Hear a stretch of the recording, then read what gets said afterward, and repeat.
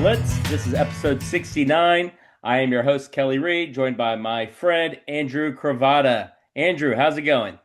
It's going great, Kelly. How are you? So glad to be here. Well, I've been in touch with you for over a year, and I'm so glad to actually do this episode with you and, learned about you through the stream of Card Consciousness website or Facebook site, as well as on their YouTube channel. And you did a wonderful interview with them. And so I'm really excited to, get to know you and your hobby origin story and all that good stuff. Oh, great. Well, hopefully I'll have some new material and not just rehash everything I said those to those guys. I hear you. Well, don't know if you've been keeping up with the NBA. They're going through like their playoff run. You got some MLB going on. Uh, so, any thoughts on anything going on in the world of sports, whether Yeah, I it's mean, hockey, baseball? I'm in the New York area. I'm a hockey fan too. I'm a Rangers fan, but it's funny. This is the first year that I read this. The first year that the Rangers, Islanders, and Devils did not make the playoffs. First year ever. So it's been no one's talking about hockey around here. I'm in New Jersey, so no one's talking about hockey right now. All of our teams are out. Hey, Um, my team, the Dallas Stars, they're also out, and your New Jersey Devils beat my team back in 2000, right? all right, yeah. Don't say my team. I'm a Rangers fan. The Oh, Devils are okay. not my Well, team. that team up there, right? Those Devils up there in New Jersey, man. Um, well, then let's just kind of get into it with the like the show and tell action because Sure. folks like to look at cards and we like to share cards. So, what are you Well, thinking, man? I have some. Okay, well, Happy to show you. I'll start with this one. I got this about a year ago. I was born in 69. I'm 57. 70s was peak baseball for me, 70s and 80s. And there's probably one of the best third basemen ever, this guy, George Brett. oh Uh, man, that's his PSA 8, his rookie. Love this card. Really, really nice, decent centering on it. Really nice pops. It pops really nice, nice color. Uh, I'm just a huge fan of 70s, and people who know me from the sales of the Facebook groups where I sell cards and buy cards, I am primarily 70s and early 80s. After 1986, I'm really not looking at much. It's just, uh, part of it was that's like when I was in my late teenager years. So I think I more or less got out of cards. Also, it's junk wax era. Doesn't interest me as much. Part of it is the value as well. I mean, there's really not a lot of cards after 1986, like between 86 and the present time. There's only a handful that are really worth a decent amount of money. Um, I was going to ask on the. Notwithstanding all the new parallels and all that one of ones and all that stuff, which to be honest, I don't really keep up on too much on the modern stuff. I know a little bit of it, but I really like the heritage actually. The heritage I find very interesting to me because it introduces me to the new players with the old cards, the old look, and it kind of brings me a little bit back to my childhood, which I That really card love. stock is definitely different, right? Yes, it's heavier. It's heavier. It makes me wish they would have made the cards back then with that kind of card stock, because I think it's really with those new cards, I think it's really hard to ding up the corners real easily, and they withhold a little bit of a beating, I think. The one difference would be with the chromes and all that. You got to be very careful with the surfaces, but um, I'm primarily a vintage guy. That's my jam. I was going to ask on the George Brett, is that your like does that complete a set or is that someone that you just collect because he's George Brett and a Hall of Famer or I have a select few Hall of Famers. The only one that I have them all done is Mike Schmidt. I have all of his cards, and I also for the cards in the '80s, I collect the Tiffany's. I just think the Tiffany's are really underrated. They're low population. They only made about 20 grand, 15 or 20 grand of each. I think there's a couple of years they only made 5 grand. So they're kind of rare. They're a little pricier. They look great. Um, so I'm a big fan of the Tiffany's when it comes to the '80s. Speaking of Tiffany, that brings me to my next card. So anyway, getting back to George Brett is one of the Hall of Famers I collect. I still have a couple I need. I'm just waiting for trying to find the right card. I'm pretty patient when it comes to this stuff. I don't rush. I really am very particular about finding good centering and a decent price. I'm happy to pay top of comps if it's a card I really want, but I'm not going to overpay. And I don't play the game of trying to find a raw card and sending it into PSA. It just too many variables that I, I just, there are so many times I've seen a raw card in person. And to me, it looks like an eight or a nine. You send it in, you get a six, and I can't explain it. And to be honest, I think there's a lot of people at PSA that can't either. So Right, but like you said though, if you already go ahead and go with a finished product, you know what you're getting and you know what you're spending your money on. So right, at that decision point, you're like, I see the value in this. I'm going to acquire the card. right, right, Okay. exactly, and that's how I feel. Um, so here's one, and again, sometimes I buy cards on a whim too. I'm a little bit like that, and this was one I did. It's a Tiffany. It's Keith Hernandez autograph, Tiffany, PSA 9, Auto 10. I just love the placement of the autograph right over his butt. I think that's kind of cool. He has a really nice autograph too. It's just a great, and he was one of my favorite. I'm a Met fan, so for me, he's one of my favorites growing up. And it's just, I saw the card for sale, and I was like, that would look great on my shelf, and I'm just going to pick it up because I wanted to, and then never had a plan to. I just picked it up. It was On a reasonably whim. priced. Yeah, on a whim. Sometimes I'll do that. Now it's one of my favorite cards. So I'll never let it go. I love it. That's awesome. So getting back to my favorite cards, Mike Schmidt, one of my guys. This is his rookie. I have a card protector on it because I'm afraid it's going to fall off my shelf. It's an eight. And again, I bought this a couple of years ago, year and a half ago. It's gone up pretty well in price, pretty happy about that. But I'm never selling this card. He's my guy. And if I may just digress for a moment and give you a reason why he's my guy. And it makes no sense because I'm a Met fan. So why would I be a Mike Schmidt fan? Well, when I was about 13, I sent a bunch of baseball cards to a bunch of players to get autographed in the mail. I sent the 82 Donruss Diamond Kings cards mostly, and I sent other cards. And I got a bunch back, uh, guys who signed it, which were great. I had Buddy Bell sent me a letter saying I could join his fan club for $8 if I wanted to. Some guys I never heard from. Mike Schmidt not only signed the card I sent him, he sent me a personalized letter, which I have right here, Oh which man, that is is a awesome. prized possession, and it's legit. It's not like a stamped. It's not a stamped signature. That's his signature. That's legit, and it's a personalized letter. He mentions things I wrote in my letter in there. I mean, it's pretty special. So I got to meet him a couple years later. I was about 17 or so at a card show, and I did mention to him. I said, "Listen, I wrote you a letter about 5 years ago, and it really made my day. Like, really, you'll always be special to me because of that." And he was real appreciative. And I've heard from a lot of people he's a pretty prickly guy usually. He's not. He's a tough autograph, I hear, and he's just not a nice guy from what I hear from a lot of people. But I don't know how true that is. But in You've the had in two the really good experiences with them though. yeah, right. So I So don't know how true that is. Andrew Yeah, likes it, Mr. Michael Jack Schmidt, right? right. Exactly. And it makes, like I said, it makes no sense. I'm a Met fan, but I'm a Schmidt guy. So like I have a big picture of Schmidt up there behind me. He's my guy. He always will be. He just because of that, I have that connection, and I'll never not have it. Right, I hear You you, know. man. I was going to ask you Yeah. as So not to far take as up too much more time, I've got two more cards I want to show, if okay. I can. Um, Hank Aaron, That's 58. beautiful. Nice color, nice centering. It's just a beautiful card. Again, I like cards that look good. The color pops. It's really, it's really a nice card. And Hey, then wait, real wait, wait, quick, Andrew. and Quick this is question, not, man. yeah, sure. On the Hammer and Hank, is the white name variable or the yellow name variable? Do you know which one's more rare? The yellow, I believe, is yeah. So this is the more common one. Okay. The yellow is definitely more rare. Yeah. And then last card, again, non-expensive card, and it's one of those ones on a whim. I bought it. Rod Crew, 77 to 9.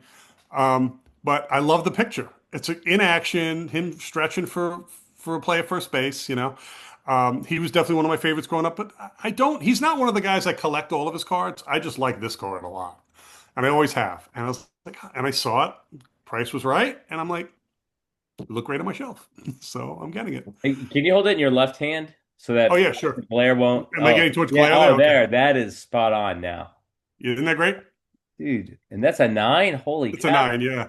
That is rare air. That's a beautiful card, Yeah, man. isn't it great? I love it. I just, and this is another underrated set. 77 is a nice set. Well, that and it ties into this year's heritage too. So if you're looking at this year's Topps heritage, it's based on that year too. Oh, I love it. I love it. I bought too much of it. I love the rip. It's not cost effective in any way. You can buy the set so cheap if you want to, but I love the rip of it. And I didn't really get any big hits, but I got a Nolan McLean variation, which was that's fine. I'll keep that. right? But nothing crazy. Um, yeah. So what else? What else are we talking Well, I about was gonna today? say, man, on my end, on the show and tell action, this will take you back to your youth because I was just going through some cards and I found this guy here. Ah, Reggie. Yeah, 79 tops. And so, like, I don't know, man. For me, growing up, he was the man. When I was I have a 9 years Reggie old, story. playing baseball in the street. So, yeah, Reggie's special to me. I have a Reggie story, and since he's special to you, you may not like it, but I'm going to tell it anyway. When I was about 13 or 14, I went to a card show. He was there. It was in Brooklyn where I grew up. We waited. He was 2 hours late. He shows up. He's frazzled. He's not happy, right? He sits down. He starts autograph signing. I wait a little bit. I get in there. I have a ball and a picture to get signed. I hand him the ball. He rolls it across the table back to me. And I hand it, and I'm You're not like, worried about ink smudges, are you? oh my God. And then I'm stunned and I'm standing there and I'm holding the picture like in shock. And he goes, come on, hurry up. Like he hustles me through, you know? Hey, did This you was ever back see then. that? We probably paid $10 for his autograph, you know? I was gonna say, did you ever see the video of him running off the field from like the Yankees championship, and he's like trucking people like he's a running back? He was a Yeah, big guy, man. He played football as well. he floored one guy. I remember that video vividly is in my head. I remember Dude, that. that's Yeah. greatness, man. Yeah, he was a no nonsense guy. That's for sure. I mean, I loved him too. Don't get me wrong. I thought he was great. He was just center of attention, straw that stirs the drink, all that. He was that guy. He's got to be But that guy, man. Hey, I was gonna say on older vintage cards, I did make a purchase of a PSA card, and that's this guy here, Mr. oh, Dave Hoskins. It's a 54 tops. I'm not familiar with Dave Hoskins. You need to enlighten me. Dave Hoskins, I learned this about him from my uncle recently. He played for an independent team in Dallas called the Dallas Eagles. And so that was, I guess, one of the affiliates with the Cleveland Indians back in the day. Now, Dave Hoskins was one of those players who was an all around athlete who could hit and pitch. So he came up primarily as a pitcher when he was in the major leagues with the Indians. But prior to that, like in the AAA or the independent league, yeah, the guy was smashing home runs. He had a high batting average. He's like pre-Otani in that sense. He could do it all. Yeah. And so Wow. his story, I'm in Dallas, Mr. Hoskins, it kind of goes together. I'm like, this is a story I got to share with people. So Oh, definitely, that's great. Nice looking card too. I love that set. and affordable because everyone's like, who's Dave Hoskins? And I'm like, I Right. don't know Dave Hoskins. My Yeah. benefit. So yeah, And you like, know what? personable, man. That goes back to what I talked about before. Everyone can have their own way of collecting, and that's the beauty of it. You can be a set builder. You can do what I do. You can do what you do. Just get the cards you like. Sometimes the value doesn't matter. You just collect what you want to collect, and then it's somebody else's problem when you die, and you have to get rid of it all. You know? Well, kind of going back to your origin story. So, you said you were collecting what, like towards the mid 70s or later 70s? So We're, when I we're was similar in age, like yeah, within 6 months, I think. yeah, the way it's very odd actually. My collecting story is very odd, and probably not probably similar to a lot of people. Mid 70s. I wouldn't say I collected. I bought baseball cards and did whatever, flipped them, enjoyed them, but didn't put them in sleeves and didn't think of value or anything like that. Never when I was a kid. In 1980, fifth grade, I met my best friend, who's still my friend to this day, Chris Sheldon. We decided we were going to build the whole set, the 1980 set. Pack by pack, quarter at a time, built it, built it, built it, built it. Collected, used the old school checklist, got it together. We got every card except one. For the life of us, we can never find number 7, Mike Lum. Backup first baseman for the Braves, just could not get the card. Could not get it. So we ultimately decided, all right, let's just break this set up, and we each took like half of it. We went by team or whatever. I don't even know where those cards are now. I don't have them. But he got me this not too long ago when I got back into cards. He went and got me the Mike Lum that we were missing from the set. That's great. So you've never seen a 5 cent card in a one touch, but here you go. So anyway, I'll put on this side. So anyway, Mike Lum's on my shelf with all my other cards, just because it reminds me of my friend Chris, our friendship, and how it began. So that's always special to me. It's stupid, but not to me, it isn't. Oh, it means something to you, though. That Right, card, your right. friendship, enough said. Yeah, yeah. And um and I just remember how much fun it was collecting all those cards, just going through. I know the amount of doubles you have, and then what do you do with those? Do you trade them? Do you not trade them? Do you? It was just so much fun. And back then, there was no like internet to get the checklists. You had to use the old school checklists that came in the packs to find out, do you have all the cards? So who's, well, missing number seven? Who is number seven? Who is it? And that's why Mike so Lum. many of them got checked because of the checklist. Right, right. That's why those checklists, they're hard to get unmarked, because back in the day, people actually used them. I Exactly. did. I know I did. So That makes two of us. in So you kind of collected here and there. You said until like the early 80s. the 80s, right? So then high school comes, I get out of it. I'm not really into baseball cards. My buddy Chris still kept into it for all these years. And then in 2022, COVID, all that, for my birthday, my buddy Chris gets me a bunch of 72 cards, random, just a couple of stars like Gibson, Tom Seaver. And he's like, yeah, I think you'd enjoy these. And it kind of like hit a spark in me a little bit. And part of it was I was looking for something to do. At that point, I was an empty nester. My kids were out of the house. They're grown already. And I was like, this is interesting. And I just dove into the Facebook group world of baseball cards, all the groups and eBay and whatnot. And I said, I'm going to build a set. So it took me about 6 months, way overpaid for so many cards. Built the 72 set. I didn't realize how that was the biggest set Topps ever made, 787 cards, and the high numbers are absolutely brutal to get. Um, but I built the set, and then I had the set in a binder sitting on my shelf. I looked at it a little bit, and then I was like, I'm not really getting that much of enjoyment out of having these cards in a binder. No one can see them. So I broke it up and sold it. I lost money ultimately, but that's kind of what sparked my interest in becoming a reseller. Um, I, I I do a fair amount of reselling in the Facebook groups, and I basically do it just to support my personal collection. So I buy cheap, sell cheap. I don't try to make a killing on everything I sell. I definitely sell a lot of stuff under market value. People who buy from me, they know that.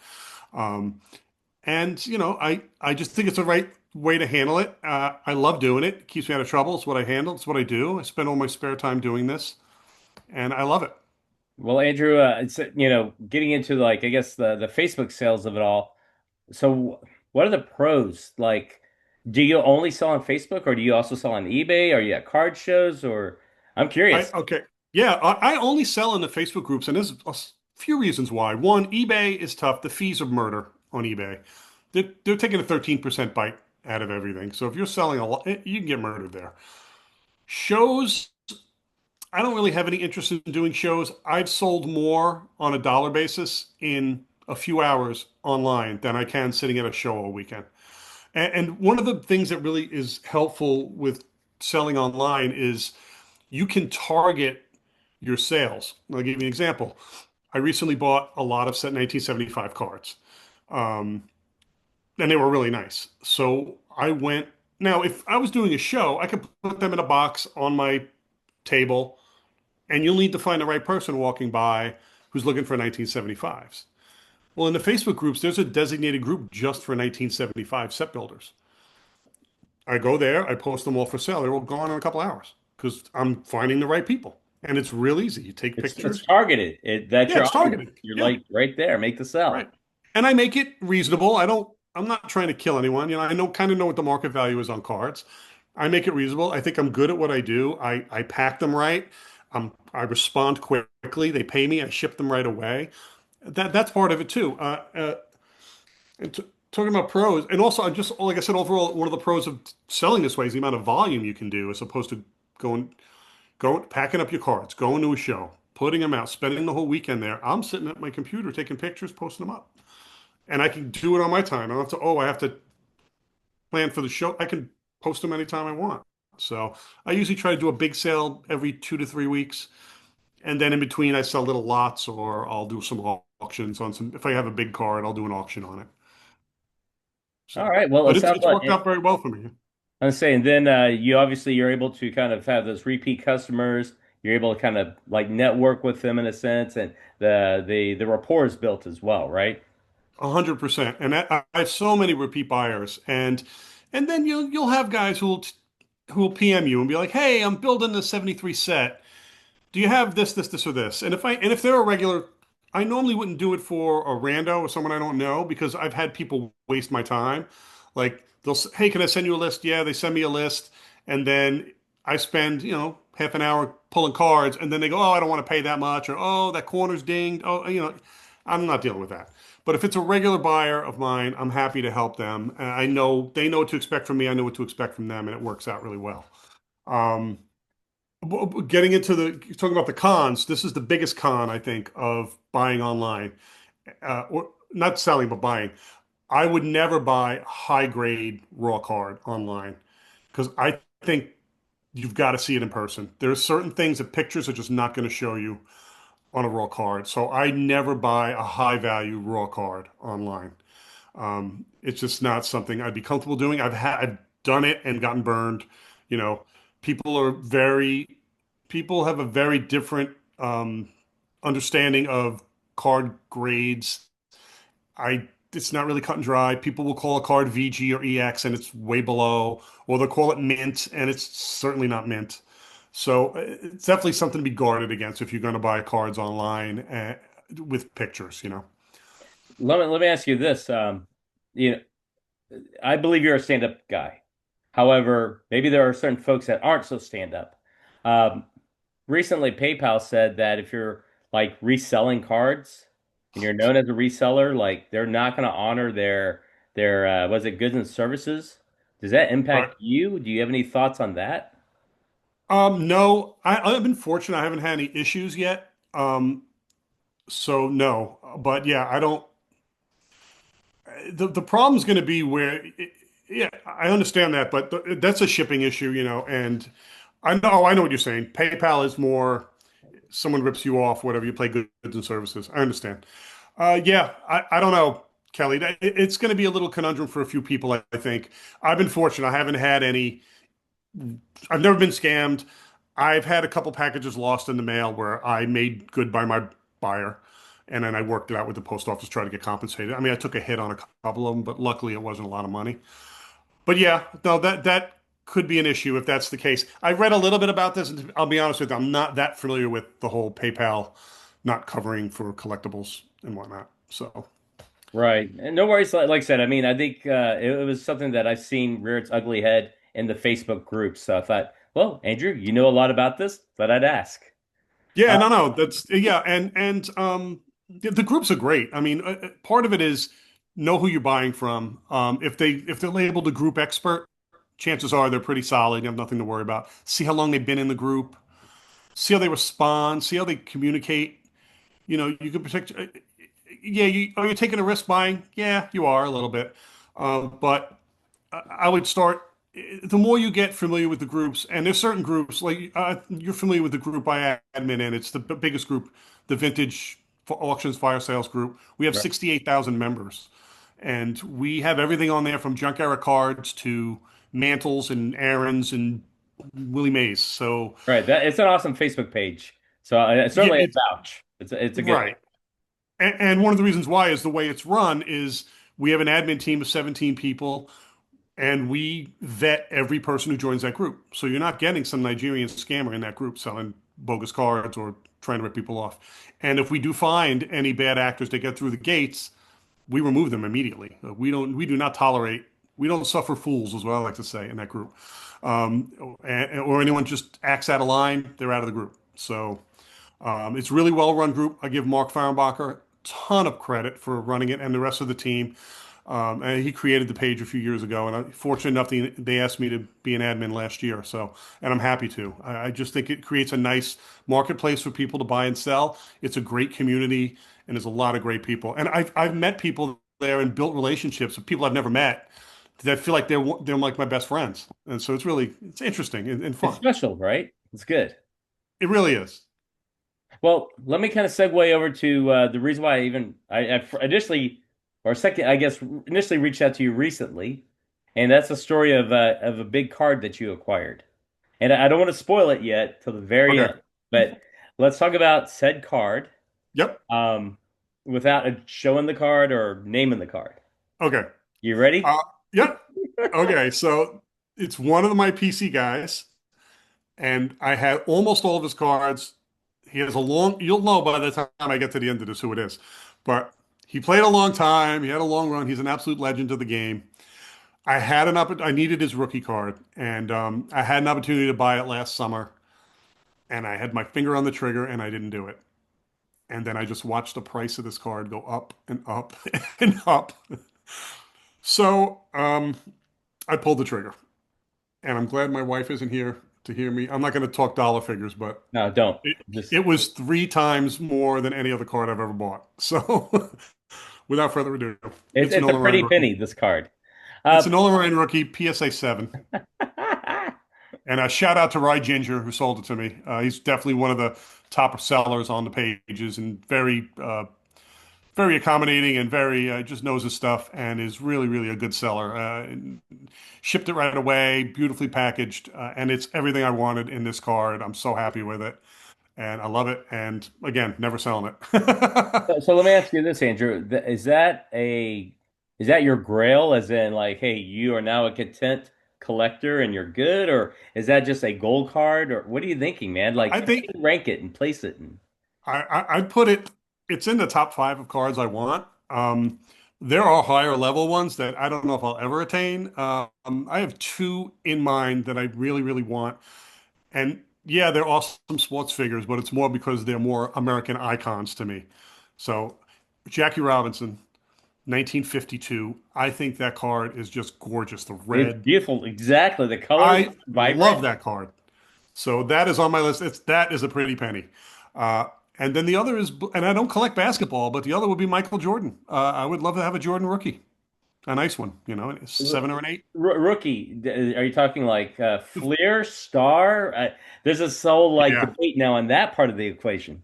Right. The Fleer 86 is the one I think everybody kind of gravitates to as the Jordan card to get.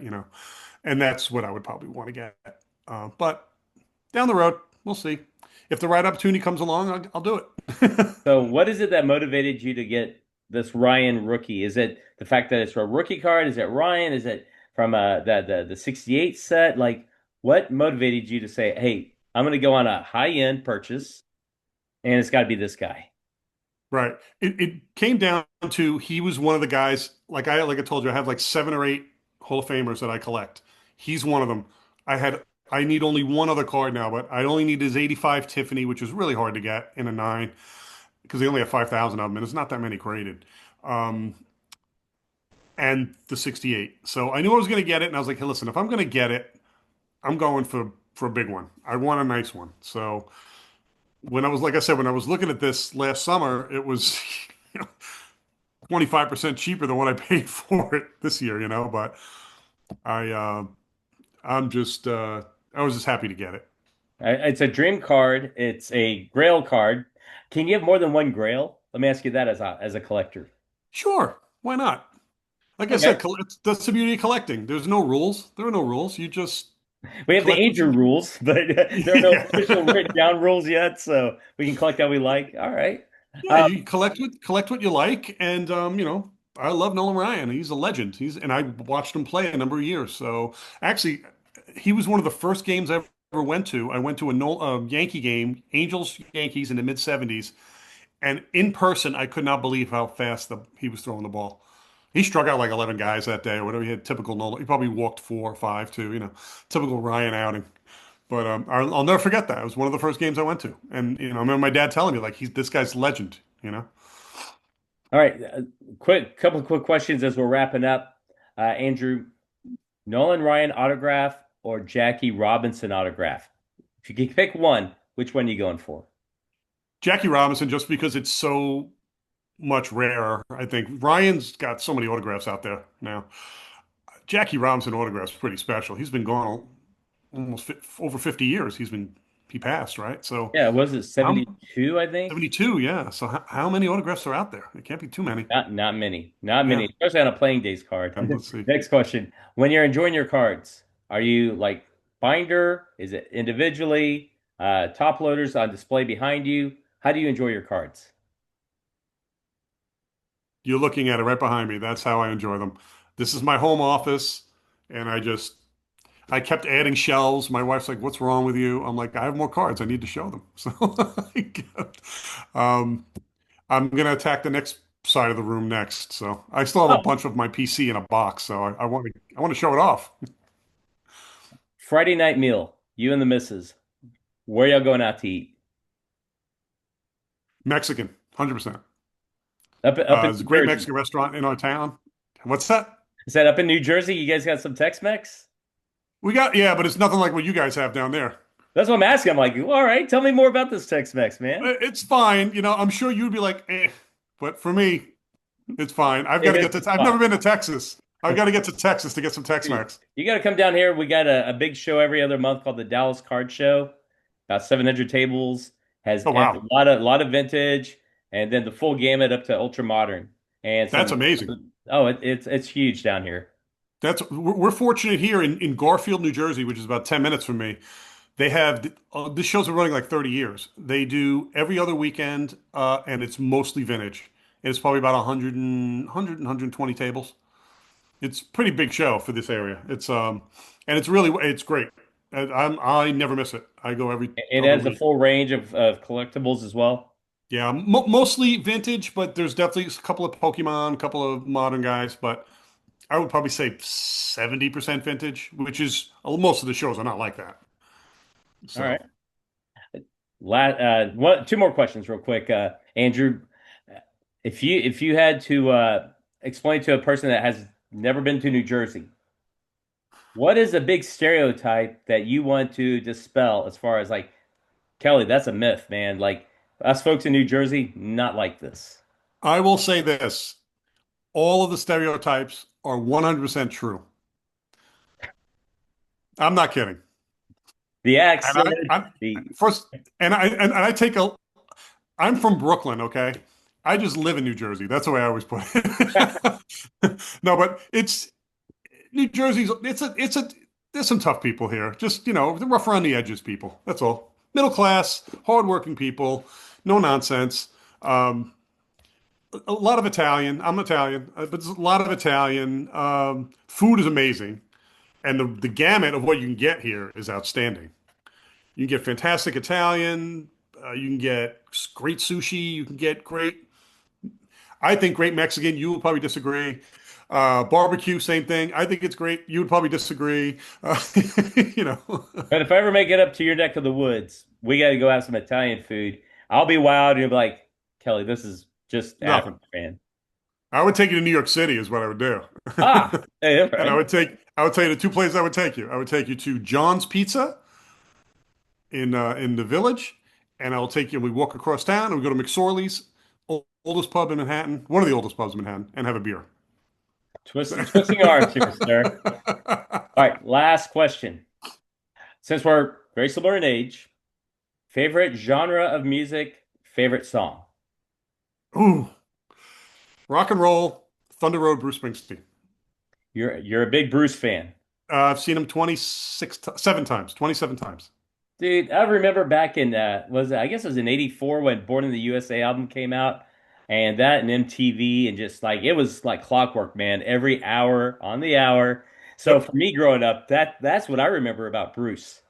Yeah. And it's funny, that was his first album that really broke heavy and became more mainstream popular. But his previous albums, heavy rock, not heavy rock, but rock, great lyrics, great arrangements in the songs, really, really good stuff that never really got into the mainstream. And then Born USA was the one that launched him. This is older stuff. The label said we're gonna make money now, Bruce, and we're gonna put you front and center. Yeah, and they did.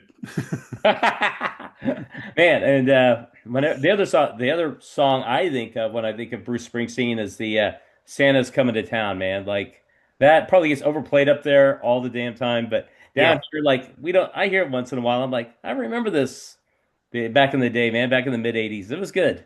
Yep. Well, Andrew, I want to say thank you. I want to do this again. Look, and also you got to come to Dallas. I got to make it up there. We got to hang out and just talk shop and eat, talk cards, I would love all the that. things that make collecting fun. I would love that, Kelly. I would love that. I appreciate you having me on the show. This was fun. I Oh, felt like we totally could keep blast. going. Well, we'll save more part two, part three, part Yeah, four. right. We'll No, do you this don't need again in the that. future, man. But Your hey, get viewers will be out sick here. of me.